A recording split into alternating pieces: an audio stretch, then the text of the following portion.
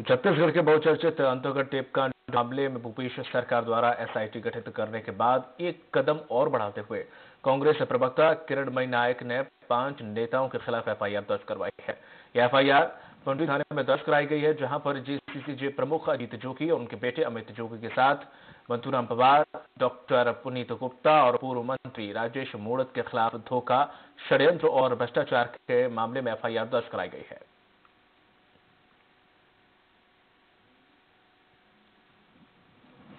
और आपको बता दें कि छत्तीसगढ़ के बहुचर्चित अंतर्गत टेपकांड मामले में अब भूपेश सरकार ने जो एसआईटी गठित की थी, उसके बाद लगातार पूछताछ की जा रही थी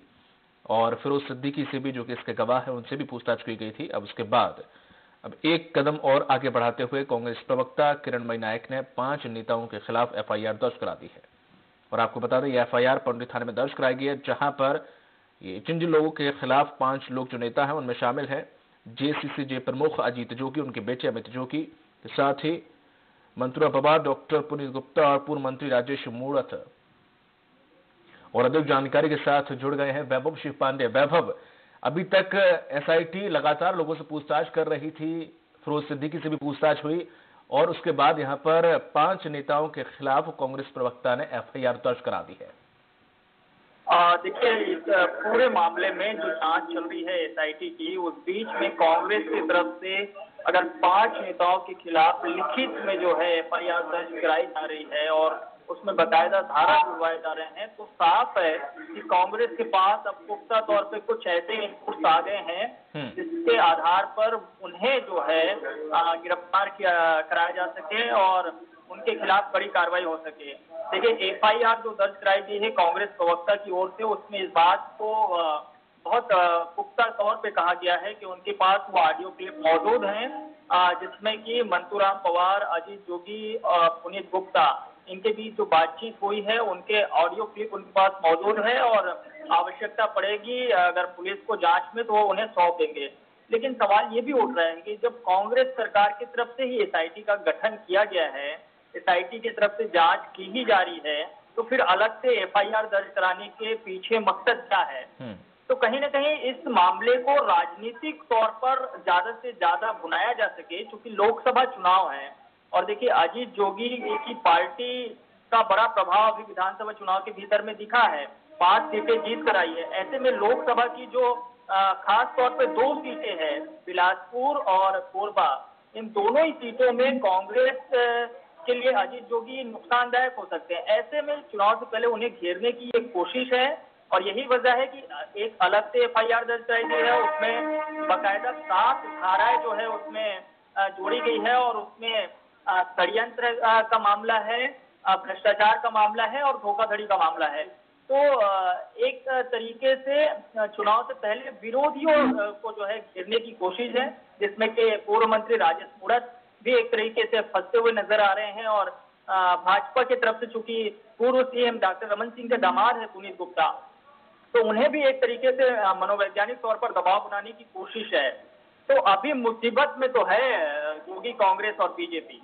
बिल्कुल वैभव, ये कहा जा सकता है कि चौतरफा घेरने की कोशिश की जा रही है कांग्रेस के द्वारा, वहीं अजीत जोगी को भी और साथ ही साथ यहाँ पर बीजेपी पर हल्का सा निशाना साधा है। और जिस तरीके से देखा जाए, जैसे कि आपने बिल्कुल सही बात कही कि जहां एसआईटी एक तरफ अपनी जांच कर रही है, लगातार पूछताछ कर रही है, उसके बाद यहाँ पर एफआईआर जो दर्ज कराएगी, वाकई यहाँ पर अगर देखा जाए तो कहीं ना कहीं घिरने की रणनीति का ही हिस्सा है ये।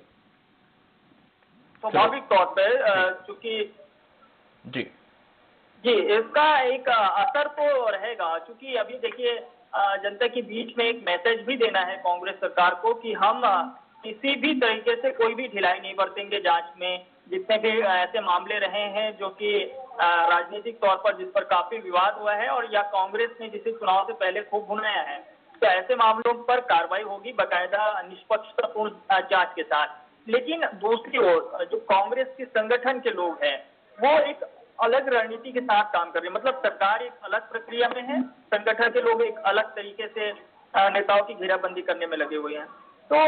इसका एक असर दिखेगा। आप इंतजार इस बात को लेकर के है कि इस पर पूर्व मंत्री राजेश मूणत, जिसका नाम सामने आया है, जिस पर यह आरोप लग रहा है कि उन्होंने ही पैसे के प्रबंध किया था, पुनीत गुप्ता के साथ मिलकर उन्होंने मंतूराम पवार को जो है आर्थिक प्रलोभन दिया और इसमें अजीत जोगी और अमित जोगी की भूमिका जो है वो रही, और खास तौर पे सभी ने मिलकर के एक षड्यंत्र रचा और इस तरीके से मंतूराम पवार ने अपना नाम वापस लिया था।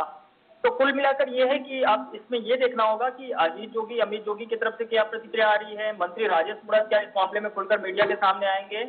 मंतूराम पवार जरूर है वो खुलकर सामने आ रहे हैं और एसआईटी में चूंकि उनकी पूछताछ भी हो गई है। और सबसे अहम ये भी है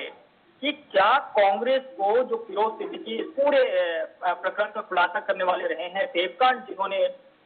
जारी किया था फिरोज सिद्दीकी, उनसे पूछताछ होगी। तो क्या फिरोज सिद्दीकी के जरिए कांग्रेस को कोई इनपुट मिला है, क्या उनके तरफ से कोई ऑडियो इनको उपलब्ध कराए गए हैं जो कि एसआईटी के पास होना चाहिए था ऑडियो,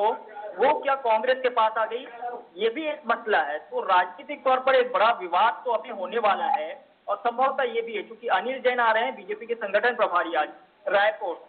तो संभावना यह है कि इस पर बाकायदा बीजेपी की तरफ से एक प्रेस कॉन्फ्रेंस आयोजित किया जा सकता है और प्रेस कॉन्फ्रेंस के जरिए कांग्रेस पर निशाना साधा जा सकता है। बिल्कुल, जिस तरीके से स्वराज एक्सप्रेस पर भी जब किरण भाई ने जब बातचीत की उस दौरान भी उन्होंने इसका दावा किया था कि उनके पास पुख्ता सबूत हैं इस बात के। जी बिल्कुल, और एफआईआर में उन्होंने इस बात को जिक्र भी किया है कि उनके पास वो ऑडियो क्लिप मौजूद है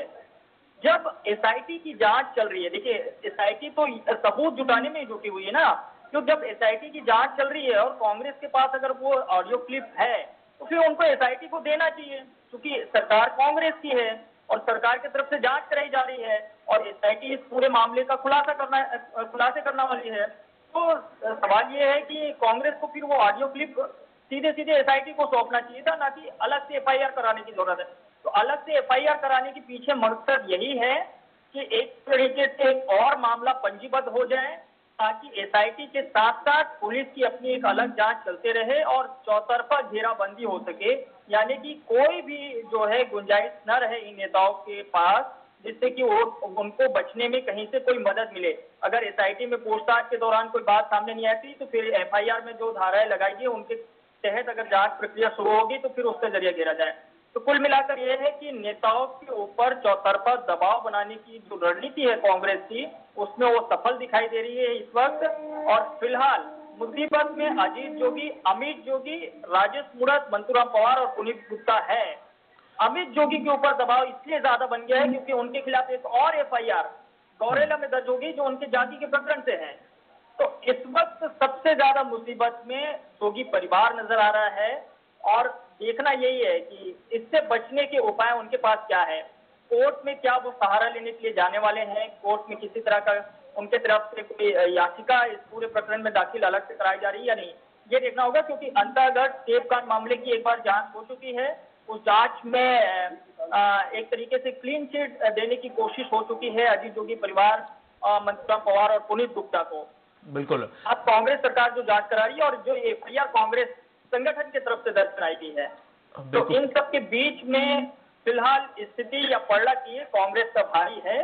अब इसका जवाब बीजेपी और जोगी कांग्रेस परिवार की तरफ से किस तरह से दिया जा रहा है, इसका इंतजार जरूर है। बिल्कुल, पूरे मामले पर नजर बनाए रखिएगा वैभव। तमाम जानकारी के लिए बहुत बहुत शुक्रिया आपका।